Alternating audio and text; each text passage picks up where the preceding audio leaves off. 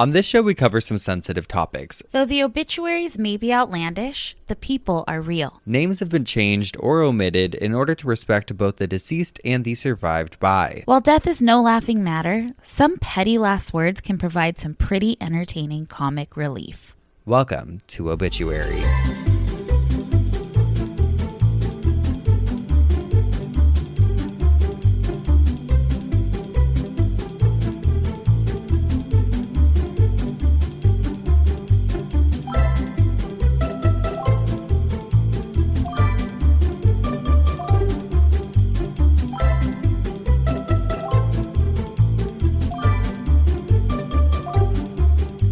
Welcome back to Obituary. I'm Spencer Henry. And I'm Madison Reyes. And we are your school principals because guess what? School is about to be in session again. It is almost September, baby. Or it is September. Yeah, Geoffs. Summer's over. Back. Summer is over. Summer school is over. Now we are getting down to business. Oh, okay. We are getting down to business, and we're here as first and foremost your principals, but we also want you to know that you can come to us with anything. That's why it's spelled that way. Principal. Exactly. And don't be intimidated by our low slick back buns that we have right now. I showed up to Spencer's and he had the same hair as me. We both have, well, you can describe it. Just a middle part, low bun, slick.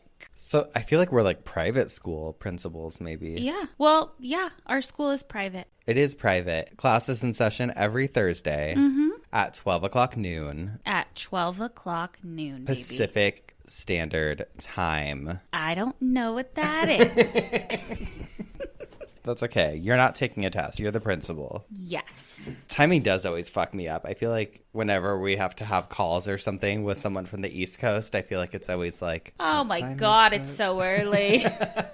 Too early. I know. I'm like, can we do afternoon? My co-host is in a different time zone. You're like, hey, on Monday we have a call. Just letting you know it's going to be at 9 o'clock in the morning. And I'm like, oh, fuck, that's early. And that's New York time. So it's actually going to be 6 a.m. Listen, I always try and schedule them as late as possible. I know. You're a doll. We just recorded a little later together. We did, and the emails were incredible. There was, I won't give away too much, but a kidnapping story and a story about intuition that I literally, when you were reading it, had goosebumps all over. It'll be the little later that came out on the 26th. So listen to that if you just can't get enough of this. Actually, we got an email that I thought was really interesting from a Geoff, speaking of stories. And this one says, yikes at a Quaker funeral. A Quaker funeral? Yeah. Okay. It says, hi to all the bitches, including Hot Dog. I thought you might enjoy the story of my Quaker great-aunt's memorial service and how my family almost ruined her reputation and accidentally outed her as the fierce, opinionated queen she was. Oh, let's hear it. My great-aunt was definitely a badass. Being a modern dancer... Badass. Madison thought I said... Madison thought I said badass, or thought you wrote badass. No, badass. My great aunt was definitely a badass, being a modern dancer in the 30s. That's fucking cool. Oh, hell yeah. A Navy nurse in World War II and a school teacher in New Mexico after she moved across the country alone at 45. Wow. Oh, school teacher. We told you guys classes love in our session. teachers. She was a single lady in a Jeep that she had learned to drive during the war, inspired to move out west by dime novels about cowboys.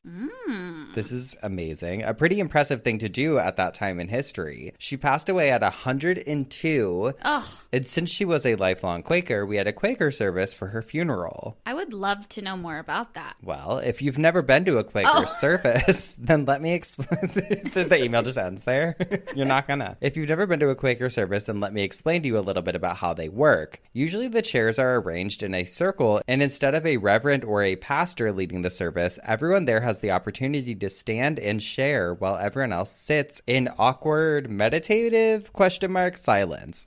The point, I suppose, is that there shouldn't be a gatekeeper for spiritual expression or experience. Kinda cool. At my great-aunt's service, there were plenty of amazing stories shared, anecdotes about her obsessive love of chocolate and bad coffee. Wait, we were literally just talking about in the kitchen before this because we were eating Reese's Pieces.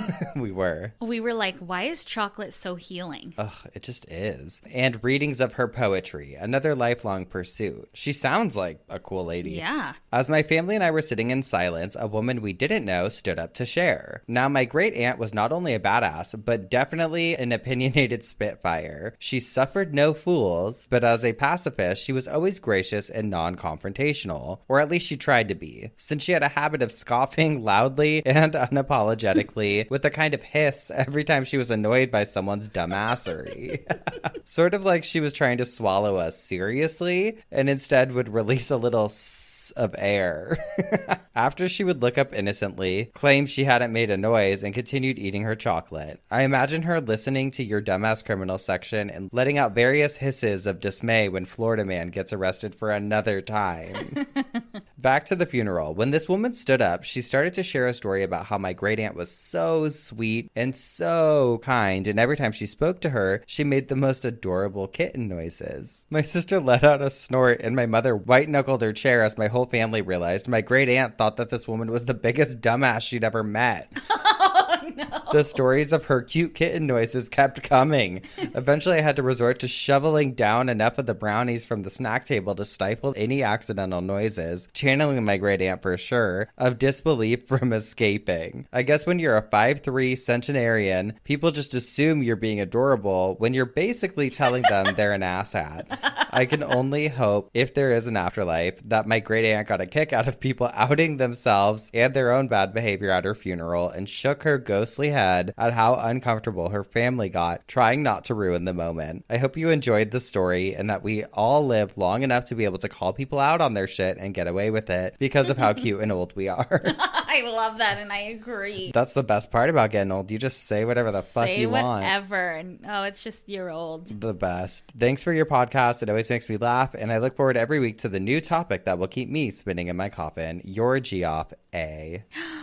A, we love you. We love your aunt. Oh my God, the best. Little kitten girl. You say aunt, I say aunt. Okay. What do you guys say? Here's something that's weird. So me and my older sister Olivia both say aunt, like our auntie Chris, our auntie blah, blah, blah. Yeah. But my younger siblings both say aunt. Well, the proper pronunciation, and I'm no authority, but it's aunt. I think you could just say it either way. I don't think so. I looked it up and it says the word ant has two correct pronunciations. Oh. A-N-T like the insect and A-H-N-T. Both A-H-N-T? like aunt. That's how you would spell the phonetic spelling. Both pronunciations are given in that order in the American Heritage Dictionary of the English Language and Merriam-Webster's Collegiate Dictionary. So suck a fart out of my ass, Madison.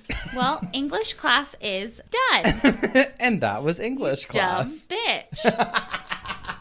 We're ready to brawl. We're ready to fucking brawl. I have some updates on some coffin spinners that we've done. Love an update. 2 of them. The first one is about King Tut. The email is from a Geoff, and they wrote in the subject line, King Tit's tomb. They said, I'm listening to Obit King Tit, and just wanted to let you know that my husband's grandfather lived in California and worked for a moving company called Beckons, and they had just moved the museum pieces of King Tut's sarcophagus. A week later, they were moving a piano on the 16th floor of an office building. The piano was hanging outside of a window and being pulled up by pulleys, and the rope broke. Never a good thing. The rope broke, landing on his grandfather, breaking his neck. So I totally believe in the curse. What? It broke her boyfriend or husband's grandfather's neck? Yes. Holy shit. Just a week after he moved King Tut's sarcophagus. Oh, see, no. And I also never trust a piano hanging on there. That's like cartoon shit. That's cartoon shit. I know. Wow. Well, we're sorry Horrible. the great-grandfather. But the King Tut thing, I was so amazed that I did not know more about it because I feel like we learned it in school, but we don't learn the interesting stuff. In our school, we do. At our school, we don't teach the fake history. We try to teach the real history, okay? All right. So Yes. that was history class. Thank you. Now, we have a casket racing update. From From the dead man days. Or dead guy days. Dead Guy Days.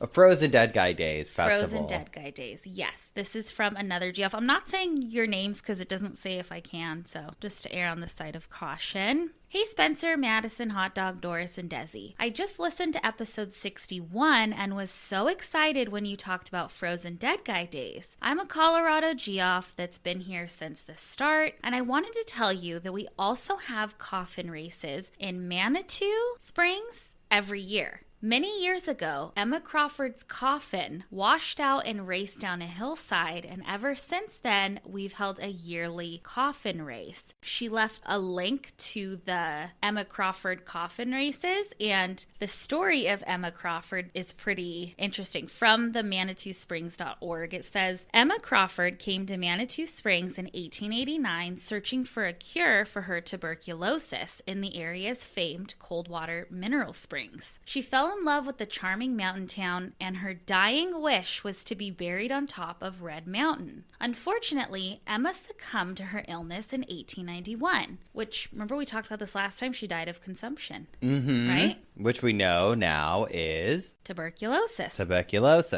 Her lover, a civil engineer on the Pikes Peak Cog Railway named William Hildebrand, honored her wishes. With the help of 11 other townspeople, William carried Emma's coffin up the 7,200-foot slope and buried her near the summit of Red Mountain. In 1929, after years of harsh winters and spring rains, Emma and her coffin came racing down the mountainside. The young children who happened upon her remains found only the casket handles, a nameplate, and a few bones. Oh my God. So, because of the rain and the harsh winter, her buried coffin literally got washed up and flew down a hill. And so now they have coffin races in her honor. You should Colorado. have really milked your grandma sliding down that hill because I feel like they could have started a holiday after her. We could have. It's not too late. Oh my gosh, I love the story behind this, and I love that they are honoring her in this way because that's fucking cool. Amazing. That was PE. The coffin racing. It's physical education. I have some Am I the Assholes for us. Oh, this is lunch. This is recess, baby.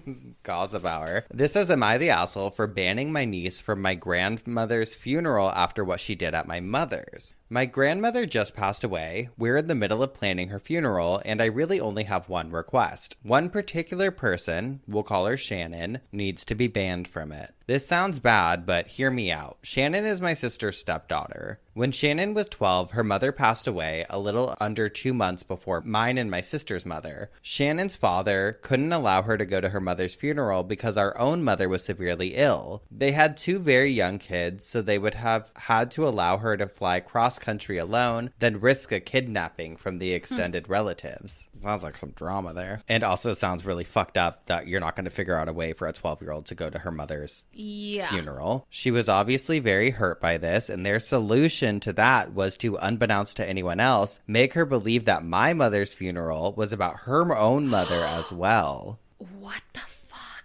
At my mother's funeral, we were blindsided by pictures for not only my mother, but also my niece's mother as well. A double funeral? They'd also gotten a hold of the urn and had that prominently on display. They basically turned it into a joint funeral, and my niece played it up 100%. She acted like she was the primary mourner and gave us a full 5-minute eulogy to just her mother. It was ridiculously inappropriate and turned what should have been a nice memorial into a drama-filled sideshow. What the fuck? My mother and Shannon's mother never had met, so we had to tell the full story of my sister's husband's first marriage when it should have just been about my mother's life. Yeah. I'm not willing to risk any of that again for my grandmother's funeral, so I want her banned. Yes, it was wrong of the adults to enable it to happen, but she had to have known better. I could even forgive it if she had ever in the last 10 years apologized at all, but she defends it and acts like she deserved to do that because her father and stepmom, my sister, didn't let her go to her mother's funeral. Yes, it's not good that they didn't, but unfortunately things happen and it doesn't give you a free pass to just do whatever you want to do. Word is spread and relatives that aren't even my sister and her husband are mad at me over this. They think I need to just let it go and I can't just ban family from a funeral, especially over something they did over a decade ago. Am I really that wrong to still be angry over this? I mean, I would be angry. I get it. But like you even said, it's kind of the adult's fault for like doing this. Can we talk about how fucked up it is that this 12-year-old girl, her mom dies. They not only don't figure out a way for her to go to the funeral, they tell her that her step-grandma's funeral is a joint funeral with her mom. Like,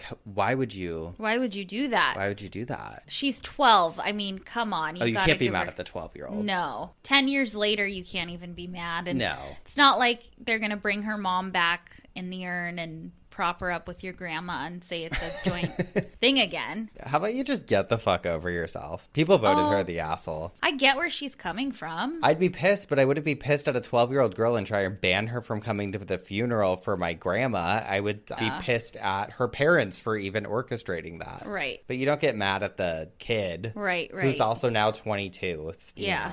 Who knows? Oh, my God. This one says, am I the asshole for putting a sunflower between my deceased grandmother's hands in her casket? Not really sure how to start this, but when I, 24-year-old female, was about 14, I watched my grandma have a heart attack and pass away. I lived with my grandma from a very early age, and she was the rock of my family. As a lot of our grandmas are. That being said, we were very close, and this was very traumatic for me. Fast forward to her funeral, and my cousin and I were viewing her body before the actual funeral/burial, and there was a flower shop in the funeral home. My cousin and I purchased a sunflower because we knew it was her favorite, and when we got back to her casket, we saw an opening between her hands and put it between them as if she were holding it. Our older cousin got extremely upset and said we were making a mockery of her death as if she were a cartoon with the flower between her hands. No.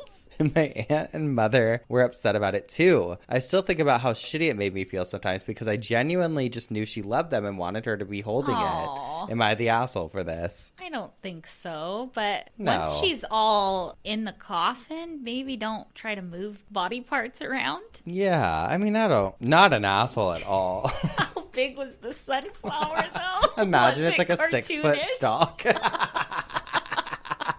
Did she look She like looked a cartoon? great. She looked great. Oh, shit, God a cartoon. bless you. Her cousin and mom probably went on to be those ladies from the video you played the last episode. Yeah. The etiquette. Gaten and Charlotte. Ugh, we need to do a full episode on funeral etiquette. Tell me why I was like getting ready and just listening to all those YouTube videos of them. They do wedding etiquette. They do? All of it, and I love it. Ugh, I want to listen to them. But not the asshole for doing that at all. You're just trying to do something nice. Yeah. All right, well, I'm up first this week. You got a little side bitch for us? Yes, meet me around the bleachers.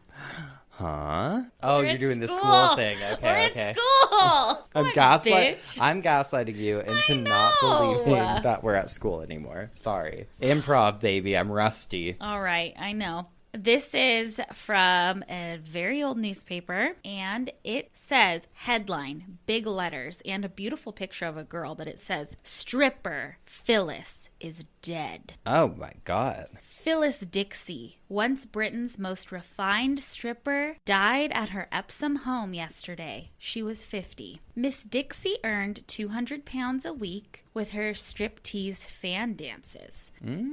Once she was cleared of charges of appearing in an indecent show when a magistrate heard that her body was always covered with liquid silk for her act. Huh. What's liquid silk? I don't know, but sign me up. I would imagine it's like phrasing for like silk that is so tight that it's like liquid. Or maybe it's like a movie secret, like that they would use when people had to be naked, but they weren't really naked. Maybe. Miss Dixie became bankrupt 5 years ago with liabilities of £3,055, but abstained her discharge 2 years later. Recently, her health failed. She lived quietly as Mrs. Jack Tracy. Her husband worked as a golf club steward. Love Phyllis. I looked up liquid silk, and everything that came up is lubricant. But then I looked up liquid silk fabric, and it is a type of fabric. So it could be either, honestly, with that gal. Okay.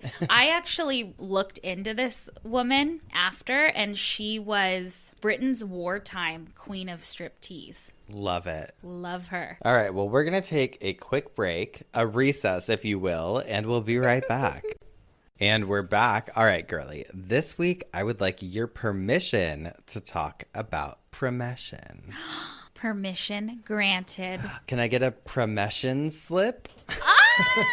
In a rare turn of events, I'm actually following up on last week's space episode. Good. I feel like we always say, we're going to do a part 2 on this, for sure. Or like, we'll cover this in a coffin spinner one day. And we will. We will get to it. We're not going anywhere. We're not going anywhere, like it or not. Briefly, towards the end of my coffin spinner in OBITCH Dead in Space, I mentioned something about a corporation called Promessa. And I ended up doing a little investigating because I just had to know more. Promession, by definition, is a concept, really. The idea of disposing human remains through a freeze-drying method. Oh, okay, wait. You told us last week about like a spaceship having a big mechanical arm and holding the body out. Yeah. Okay. I think it was actually this concept was like posed to them. Like, maybe you could do this in space. Got it. But the one we're talking about is happening all here on Earth. It's legit. Okay. Yeah. The concept of promession was developed by Swedish biologist Suzanne Bigmesic, who named it after the Italian word promessa, meaning promise. Mm-hmm. We've heard of many different types of burial options, an onslaught of cremation methods, and one thing that we've learned is that there have been many different concepts created in recent decades, especially for more eco-friendly aftercare options for our deceased loved ones.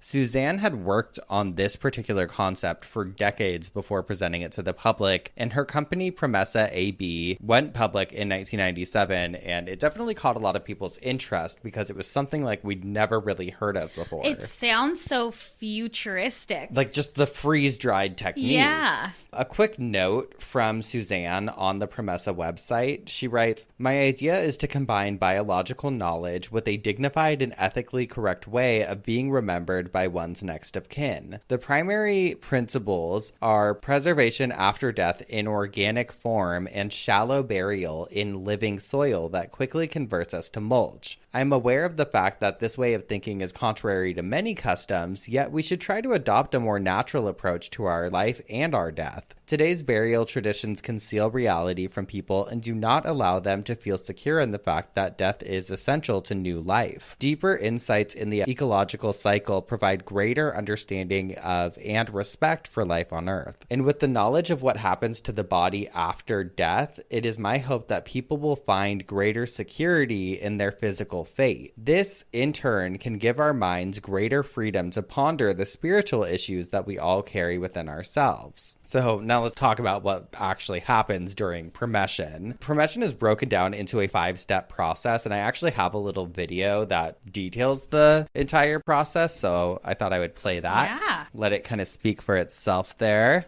It is time to introduce the equipment and process of promession. It needs about 27 square meters to equip the equipment for automatic operation. If with a preparation room, it needs about 99 square meters. Promession process includes coffin separation, cryogenic freezing, vibration, freeze drying, metal separation, filling and burial. The coffin will be handled separately at the coffin separation stage, and the corpse will be moved to cryogenic freezing process. In the process of cryogenic freezing, the liquid nitrogen at minus 196 degrees Celsius will be sprayed inside the machine. and Oh the my body God. becomes crystalloid through this process. Wait, I thought coffin Crystallized separation body would be goes through the different. vibration process that disintegrates the body into particles within a few minutes. After this process, the crystallized body particles will be collected and moved to freeze-drying process. The water remained inside the particles will be removed through sublimation process in vacuum condition, and this process will be conducted inside the drying machine, which is based on the principle of freeze-drying. For example, a body that weighs 70 kilograms will leave 20 kilograms of particles, that is only 30% of the original weight. This can be considered as the most ethical process, for it is, except the removal of the water from the body, there is no change of components of the body whatsoever. Then the dried particles will be moved to metal separation process. Mercury, amalgam, sodium, metals, and more than 50 other kinds of foreign substance can be removed in this process selectively. Then the remains will be put into a new degradable coffin that is made from corn or potato starch and sealed completely.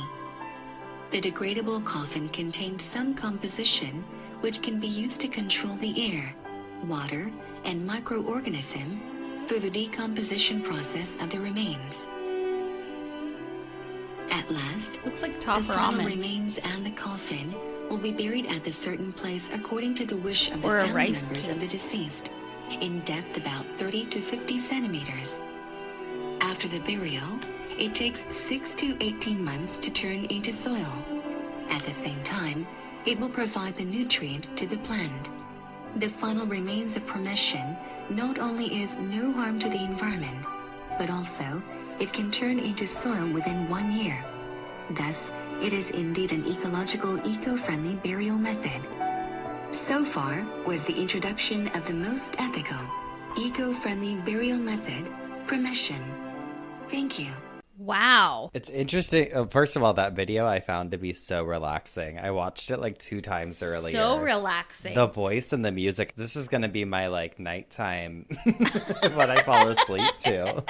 A couple things. I thought that the coffin separation meant something different, but they literally just take the body out of the coffin. Yeah, the first step is coffin separation, where the body is placed into this chamber, and we'll obviously post visuals for you guys. And then the body is basically laid out on this platform where it's hit with liquid nitrogen at negative 196 degrees Celsius. So it crystallizes the body, which if you think about it, if you were in space, you wouldn't need the liquid nitrogen, obviously. You would just put the body outside and let it kind of freeze the body. And then the vibration is the next step, where the body is just kind of like rocked back and forth after being freeze dried so that it breaks up the particles. And then it goes into a freeze drying portion where the particles are all freeze dried in a drying chamber, and it leaves you with this portion of remains that are about 30% on average of like whatever the remains were prior to being freeze dried. Wow. Metal separation, which I thought was interesting, like I did too. really focuses though on organic, because like Suzanne was like a strong believer in, if you're going to make things organic, they need to be organic. She's like, technically everything that comes out of the ground can be considered organic, even if it has like toxins and metals and stuff There's in it. loopholes. Yeah. Yeah, so she's like, we need to remove anything, but that also includes like artificial hips or like anything that could have been left in the Oh. body. Yeah, metal. I was like, I didn't understand that. Okay. So basically you end up freeze drying the body. You have this like powder substance almost afterwards. It's put into a biodegradable casket, and then you put it in the top layers of soil. So you're not burying it super deep into the ground or anything. You just need like a few centimeters below the earth for it to be fully covered, and then it turns into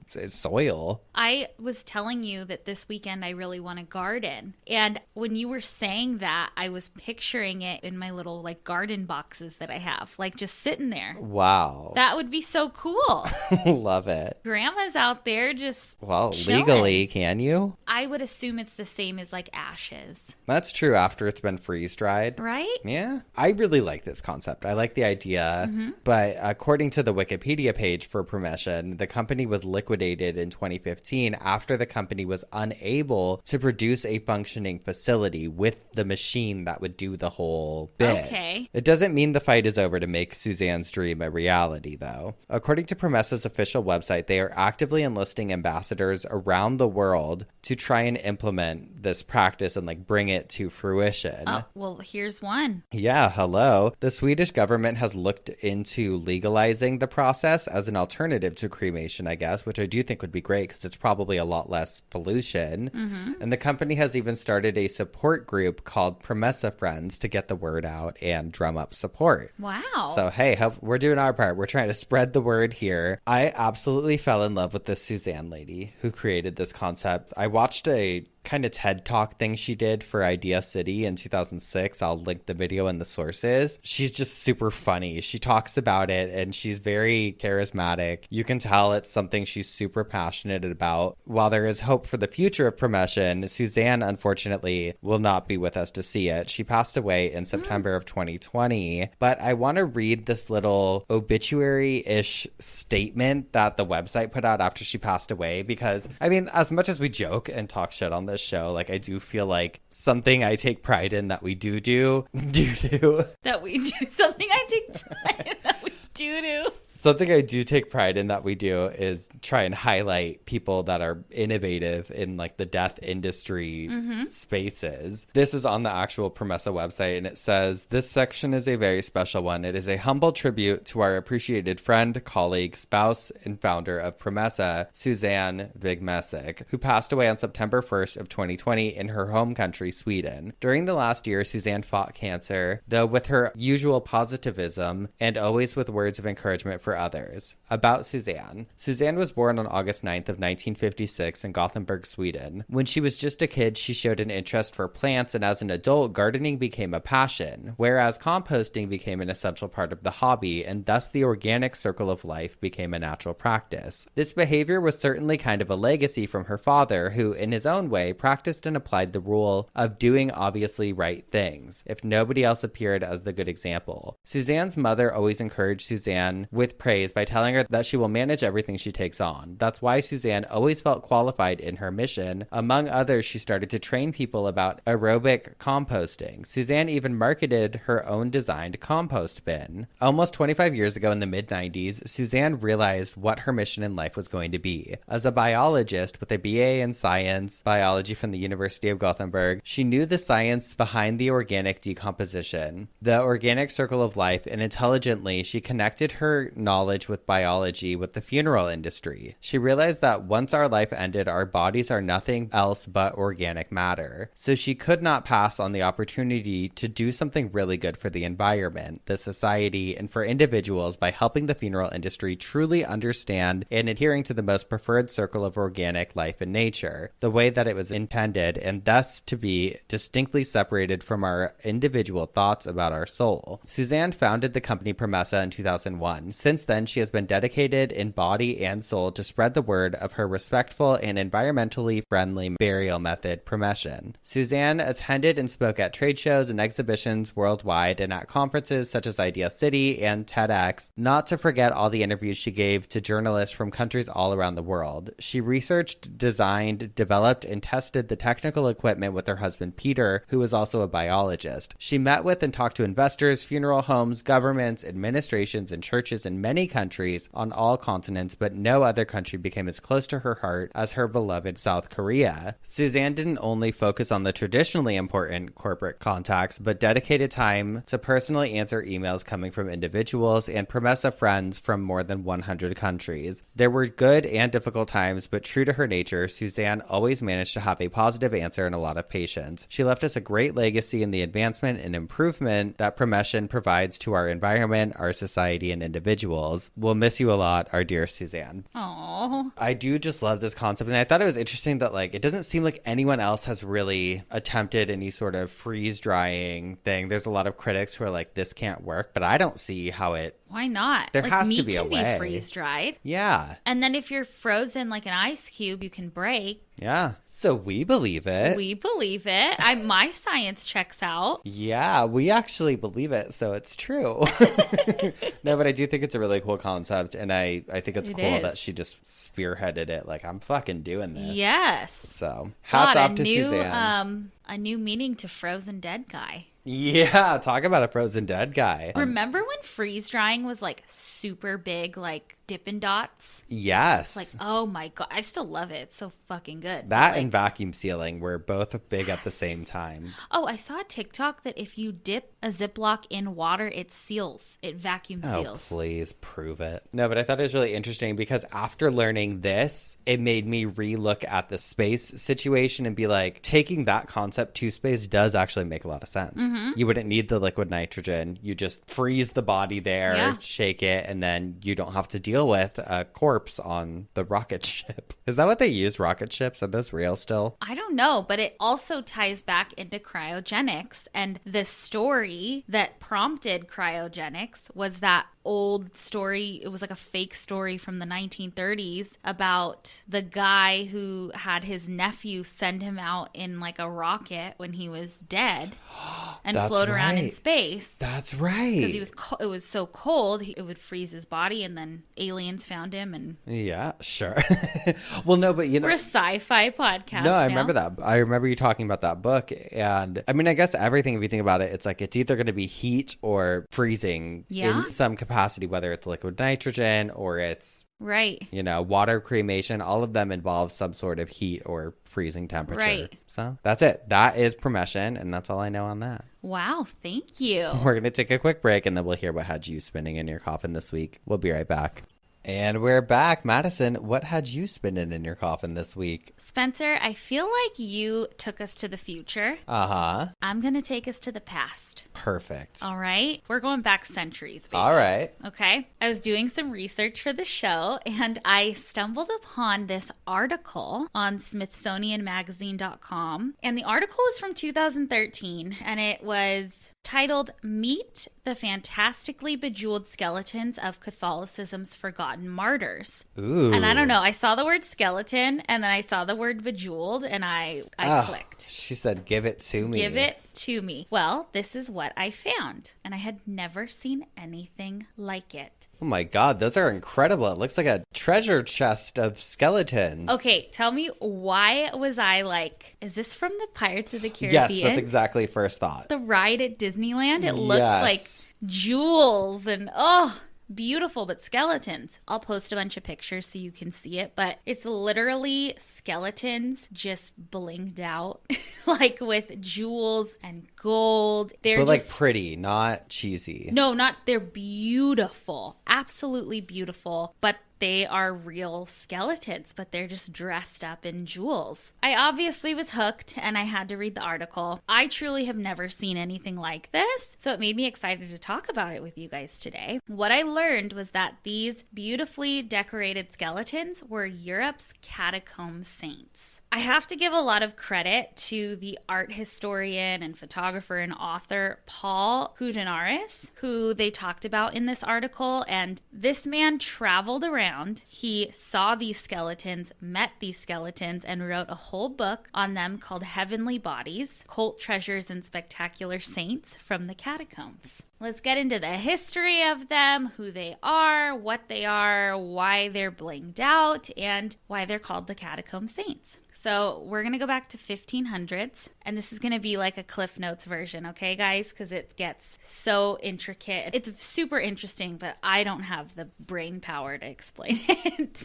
So there was a man named Martin Luther. He was a German man. He grew up in Germany, went to law school, but after receiving his law degree, he was still super concerned with salvation. This was like just something that was always on his heart. He was also very afraid of hell, and he feared God's wrath. What was law school in 1500? I don't know.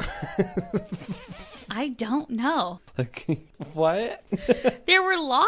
I mean, crazy ones. Yeah. So he went the other direction. He became a monk. But he was a very religious man, but he hated all of the corruption that he saw.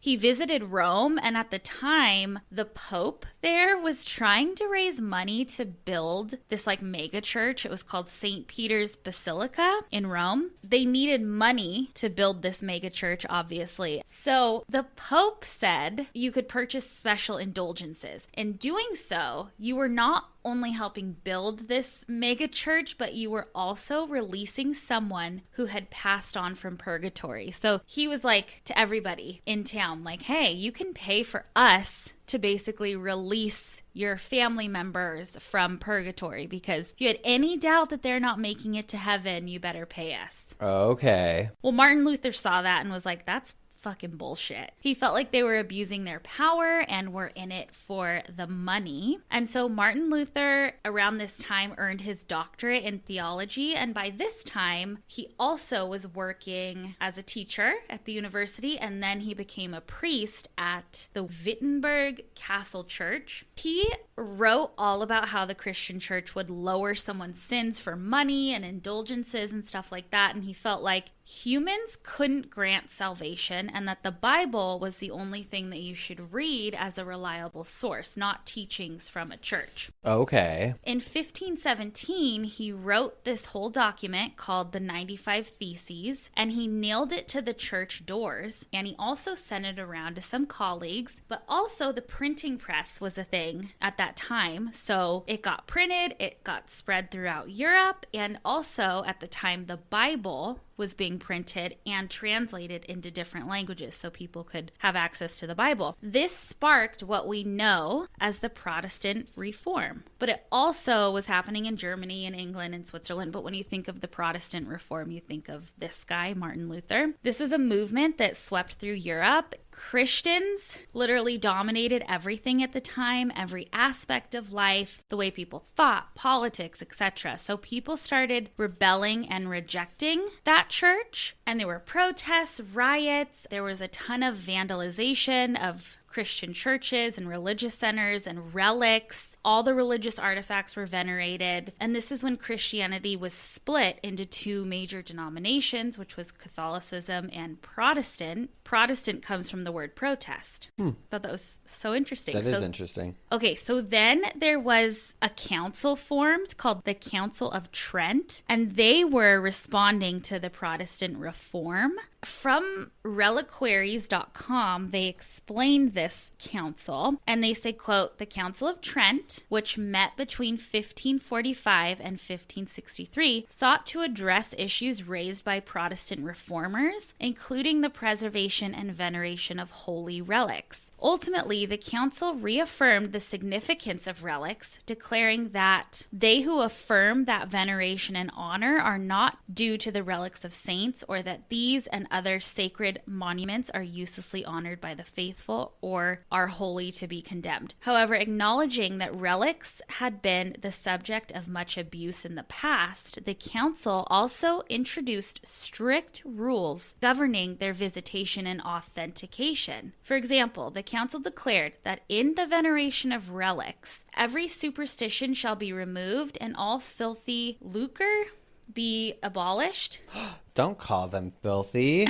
The council also required all new relics to be officially recognized before they could be offered for veneration. So basically, they didn't have any more relics, right? Because they were all destroyed because of the Protestant Reform. And so any new relics had to be authenticated. So in 1578, there were some people working in vineyards in Rome. They stumbled upon this like super deep, dark kind of hole thing, and it had like a road, and they decided to investigate it. It turned out to be an entrance to an underground cemetery. aka a catacomb. Inside, there were remains of an estimated 750,000 people. Holy shit. This also led to finding other ancient cemeteries in Rome. But those skeletal remains, some were full and some were random, just random bones. These remains dated back to the 1st century through the 5th century. And these remains were not only Christian remains, but they were also pagan and Jewish remains. Many of the bodies were believed to be bodies of Christian martyrs because they dated back to a time where there were persecutions that were sponsored by the state. So this was in 1578? Yes. Quick breakdown. Protestant reform happened 1517, and I believe was still going on by 1578. So 1517 it started. They started destroying all the relics, breaking Christianity into 2 major denominations. Then the Council of Trent came around 1545 and was like, this is our protocol for relics. And then in 1578, a bunch of bodies were found. Relics are like treasures? Yeah, like any... jewels? Anything, bones, anything. Okay. The Vatican at the time was like, holy shit, we don't have any religious relics in most of our churches now because of the Protestant reform. So we need these. We need these bones of these people. So they learned about these Roman catacombs and they discovered that there could be Christian martyrs buried there. And they were like, well, we can do like a full restock at this point with all these bones, right? So churches were fucking putting orders in for bones and shit. Weird. To be sent to their churches, because if you had the body of a saint or the body of a martyr who died for their religion, your church was fucking lit. But the Vatican had to follow all of the rules that the Council of Trent set forth about artifacts and relics. So they had to have them authenticated before they could send them out to people. They sent a team out there. Some of them were fucking psychics. And they found bottles of perfume near the bodies. And I guess that Romans would leave bottles of perfumes on graves, just like how we leave flowers on graves. But the Vatican was like, oh no, that's not bottles of perfume. That's bottles of martyrs' blood. Because that's what they would do. If a martyr was buried, they would bury them with their blood. So that was something that got it authenticated. They also... So it was blood? No, it was perfume. But they said, oh no, it must be blood, right? Some of the burial site had like letters next to a body. There was a letter M next to some bodies. And so the Vatican said, well, that must mean martyr. But at the time, Marcus was one of the most popular names in Rome. That's not a martyr. That's just Marcus. So it could have been Marcus. Who knows? Please. But they were like, oh no, that's a martyr. They also said that a martyr's bones smelled sweet. So any of the bones that smelled sweet, they were like, oh, they're holy.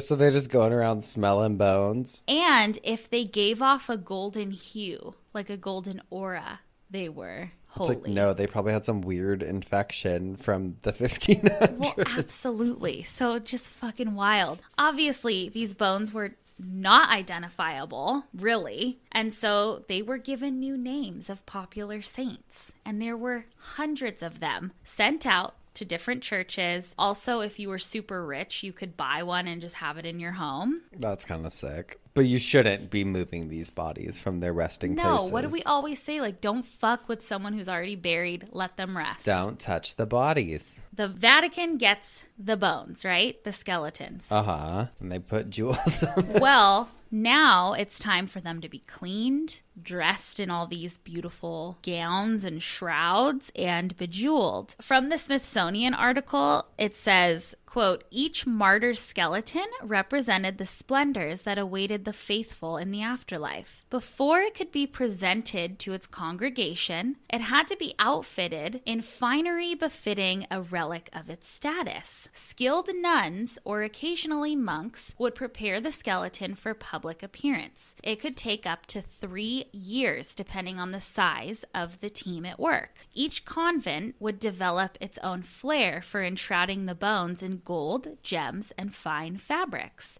The women and men who decorated the skeleton did so anonymously for the most part. But as Koudenaris studied more and more bodies, he began recognizing the handiwork of particular convents or individuals. Even if I couldn't come up with the name of a specific decorator, I could look at a certain relic and tie them stylistically to her handiwork, he says. Nuns were often renowned for their achievements in cloth making. They spun fine mesh gauze, which they used to delicately wrap each bone. This prevented dust from settling on the fragile material and created a medium for attaching decorations. Local nobles often donated personal garments, which the nuns would lovingly slip onto the corpse and then cut out peepholes so people could see the bones beneath. Likewise, jewels and gold were often donated or paid for by a private enterprise. To add a personal touch, some sisters slipped their own rings onto a skeleton's fingers. So these skeletons now are named as saints, and they would sit in churches, and they were like a super positive thing. They were meant to protect. They were meant to bring good fortune to that church. I want to get one. I know. So then the 18th and 19th century rolls around, and by that time, most people knew that these skeletons were probably not martyrs and just regular people that were buried and then disinterred.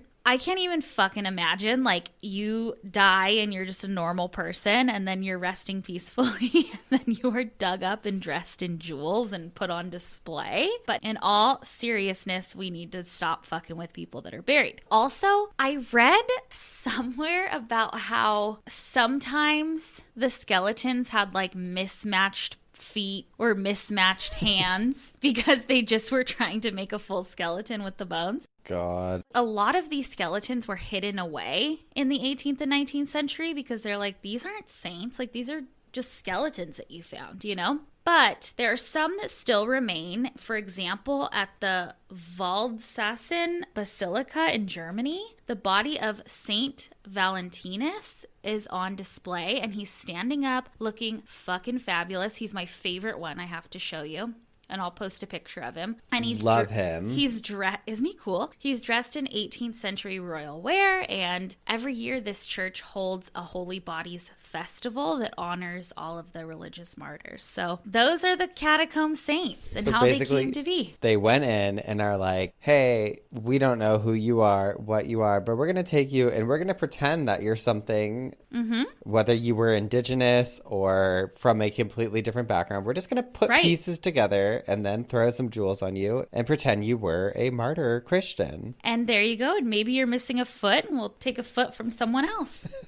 Is that not insane? Sometimes, some days, truly, I feel like a skeleton that they just put different parts together. I lost it when I saw that. I was like, these are so beautiful. And then you hear the backstory and you're like, what the fuck? I mean, everything has such fucked up stories, but the whole time you're talking about it, I'm like, God, I feel like we've become a place in history where it's like we never really look at the past anymore. I feel like everyone's so focused on the future and fucking going to space and this and that. I'm like, how about we look, because there could be tunnels under us right now that have sure. bones and whatever. But then also, what are we going to do? Take them out and dress them up? Yeah. No. God. Oh my God, I love it. Very interesting. Should we move into some final last words? Oh my gosh, yes. I think this is the fifth and sixth period. Still going, still carrying on the bit. If there's one thing I love about you, Madison, is that you are committed. I have the obituary for this guy, Charles Clement. Age 43, Charles Chuck Clement died on Sunday, August 7th at his palatial estate in Rochester. Famous for predicting yesterday's weather, he was... He was an accomplished horseman, flautist, and master mahjong player. Born in Rockford, Illinois, he considered Portsmouth his hometown and graduated from PHS in 1996. His only dream in life was to go to space, which he did after taking mushrooms once. I love him. He made his fortune in boiled denim, and his love for mankind was unlimited. Wait. I meant limited. Oh. But if he let you step into his sunshine, you were one of the lucky few to feel his incredible warmth. He was smart, sharp, wry, caring, mean, honest, and the most human person you'd ever met. He loved only a few, but will be missed by many. As far as the women in his life, He was 6'3", had size 14 shoes, and massive hands. Do the math. Oh, baby. He wanted churches taxed, universal health care, and for everyone to be cool with each other. I love him. Love him. There will be no services and no burial. Out of respect for the family, please don't say his name 3 times into a mirror after midnight. He's survived by his brother, Patrick of Wichita, father, Gary, and mother, Patricia, and her partner, Steve. Oh my God, he's so cool. They end it with, love you, bud, miss you, and we'll see you on the other side. I think that's one of my favorites. Honestly, dude, you know I lived more for like a scathing or fucked up obituary. Yeah. Like I love like the scandalous old ones too and stuff. But like That was perfect. this was such a good one. Wow. I love it. Like it's not like trashy. There's some humor in there that's Right. a little potty humor or whatever. But I just fucking loved it. I loved it. I really did. That was one of my favorites. I'm like, oh, I would like this one for me. Totally. That's what I'm thinking. For me or for you? For you. Oh. Maybe for me too. Who knows? Oh my God. Well, fuck. I have another stripper. Just on the stripper. I'm sorry, guys. I told just you, committed to the bit. Let's hear it. committed. Which, by the way, we love a stripper, okay? Stripper Candy Bar dies at age 70. Candy Bar. Candy bar? Candy Bar. Did you not realize that? No. Candy bar. I didn't. Swear to God. And you know I'm thinking about candy bars a lot, and I was not thinking about that. I swear. Candy Bar, a well-known exotic dancer from the 1950s who settled into a quiet small-town life in Texas, has died. She was 70. The Texas native died Friday of pneumonia at a hospital, the newspaper reported in Sunday editions. Barr rose to prominence as an exotic dancer in Dallas in the late 1950s and was associated, and this is why I'm reading this, guys, with nightclub owner Jack Ruby, who was accused of gunning down Lee Harvey Oswald, Yes. the man suspected of assassinating President John Kennedy. Barr also performed in Los Angeles and Vegas and once earned $2,000 a week. Oh, shit. Back then? Yeah. Damn. Killed it. Oh my God. I was going to read this because of the presidential tie-in, not her name. Oh, Miss Candy Bar. That's a good drag name. Yes. I love her. Oh, love her. Love it. And I love our final segment. It's time for some dumb Ass criminals. All right, my girlie. We have heard about the poopers, the Oh. booty bandits, all of them. Well, this week we had some shit going down at a Walmart. No offense to Walmart. I'll give offense to Walmart. I hate Walmart. I don't like it at all. Walmart sucks. I feel like shit goes down there. Always. This does not happen in Target. I'll say that. 20-year-old Grace was charged Tuesday with indecent exposure, public drunkenness, and criminal mischief in the July 24th incident caught on store surveillance video that launched a brief hunt for the alleged potato peer outside of Pittsburgh. What? A potato peer? This bitch, she went into a West Mifflin Walmart store around 10 p.m. She goes over to the produce section, pops a squat on top of the potatoes, and urinated on them. Then pulled up She was rinsing the russets. pulled up her pants and left.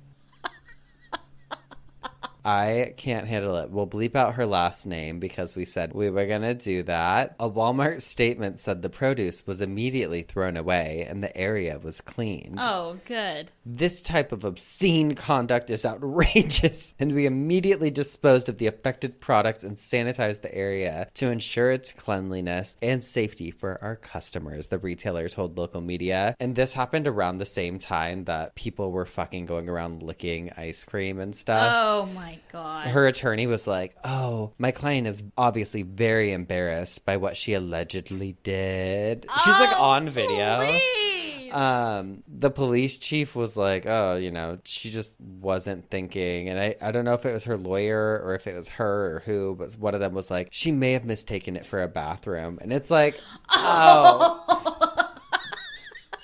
Never in my life. Oh my God. Never in my life. So that's the potato peer of a Walmart somewhere near someone. Oh, Jesus. Well, very interesting. I have kind of a dumb criminal, but a very interesting story in court from someone who owes money. Okay? All right, you picking up what I'm putting down, baby? Nope, but just tell us. This man, he was a 60-year-old man. His name was Leon. He had a $40 fine that he had to pay, okay? He went to the motor vehicle department and he actually asked, instead of having to pay that fine, for a trial by combat. What can you ask for? When was this? So from themarysue.com, they wrote an article on this, and I had to go to this website because it was on the Telegraph and I couldn't fucking log in, okay? No. I wasn't going to pay for it. The article says, that time, a UK court denied a man's wish for trial by combat and ruined all of our fun. A minor motoring offense, according to the Telegraph, back in 2002, 60-year-old Leon decided instead of paying a $40 fine, he'd ask for a trial by combat. Oh my God. He claims he was ready to fight the chosen champion of their motor vehicle department. Oh my God, I love it. Leon Humphreys remained adamant yesterday that his right to fight a champion nominated by the Driver and Vehicle Licensing Agency was still valid under European human rights legislation. I agree. He said it would have been a reasonable way to settle the matter, writes the Telegraph. Humphreys, an unemployed mechanic, was taken to court after refusing to pay the original £25 fixed penalty for failing to notify the DVLA that his Suzuki motorcycle was off the road. He went so far as to inform the court just how he would fight their champion. I'm going to do this. I'm going to twist your nose. With samurai swords, knives, and heavy hammers. Oh, shit. He's ready for battle, baby. It also goes into the Wikipedia page trial by combat definition, and it says wager of battle, as the trial by combat was called in English, appears to have been introduced into the common law of the Kingdom of England following the Norman conquest and remained in use for the duration of the High and Late Middle Ages. The last certain trial by battle in England occurred in 1446. A servant accused his master of treason, and the master drank too much wine before the battle and was slain by the servant. Oh my God. There you have it. Now, he was super adamant about wanting the battle, but instead he was denied, and then he was fined some more for court costs. That is ridiculous. That's what you get. Dumb criminal. Oh, well, that's it for the school day, but how about some extracurricular activities? Baby, it's time for some show and tell. Show and tell. Okay, baby. We've got some P.O. Box goodies we wanted to share today, and I'll start us off. No, wait, this is sick.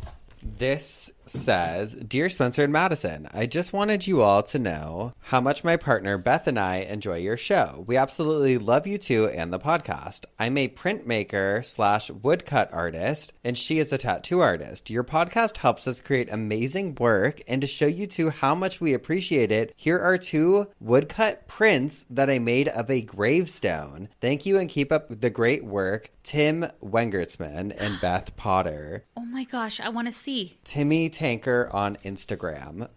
We'll absolutely tag you. Thank you, Get guys. ready for this shit, because this is fucking sick, Madison. Okay. What? I think they're so fucking cool. Oh my God, my husband's gonna love this. This is like, the more you look at it, the more you see like the candles on the side. Oh, I know. The lock and the keys and the candles, the hourglasses, the eyes. This is sick. I'm so excited because this is absolutely fucking stunning. It is going in the living room. She's leaving the office. Oh, I'm framing her. She's going in my living room. Yes. Tim and Beth, thank you so much. Again, it's Timmy_Tanker. We're looking at your Instagram right now. It's sick. And we love it. I want to order stuff. I know. This is so sick. Fuck yeah. That is incredible. Thank you so much for that. That is really, really cool. Wow. I keep looking. It's like mesmerizing. I know. They're really, really cool pieces. You guys have to check it out. Check out his shit. Thank you. Thank you. Okay, I have a package from Sheena. Okay, here's a card. It says, well, hello, my awesome podcast BFFs. Only if you want to be no pressure. I absolutely love your show and your friendship. No, we're podcast BFFs. We love ya. Love it. Love you. What we got? Gotta love those dumbass criminals too, she says. Anyway, I wanted to make a little something for y'all, and I hope you enjoy them. Give some snuggles to Hot Dog Doris and Desi from me and my furry loves, pick included. Much love, Sheena, Rue, and Fergus. Aw. Oh my God, hold on. What is this? Oh, look at the babies. Oh my God, those ears. So cute. God, they're so cute. Okay, what is this? Oh my God, they're like keychains. Look at that. It says hot dog. Oh my God. Oh my God. Okay, wait. There's Desi and Doris also. Are you kidding me? These are the cutest fucking things. They have a paw. Oh, and I know, and like a keychain holder thing. this That is says so our cute. names. This is adorable. The cutest thing ever. I'm putting it on my keys right now. Me too. I'm like, can I put this on Hot Dog's collar? I was thinking that too. I'm like, those are so cute. Hot Dog. I Where is Hot will. Dog? Hot Dog, look. Look, hot dog is for you. It says your name. You like that? Oh, she loves She winked. She loves it. She loves it. That is so sweet. Thank you so thoughtful. much. Thank you so much. Ugh. Oh. We have plenty of more stuff that we will share on future episodes. We're still trying to get through it all. If you do have stuff you want to send us, you can always send us stuff to P.O. Box 18149, Long Beach, California, 90807. Write to us at obitpod@gmail.com or obituarypod on Instagram and Twitter. And TikTok. And you can get a cameo. And I think that's it for this week. But one thing I know is that we will be back next week with some more coffin spinners Obituaries. and dumb Ass criminals. criminals. Goodbye. Goodbye.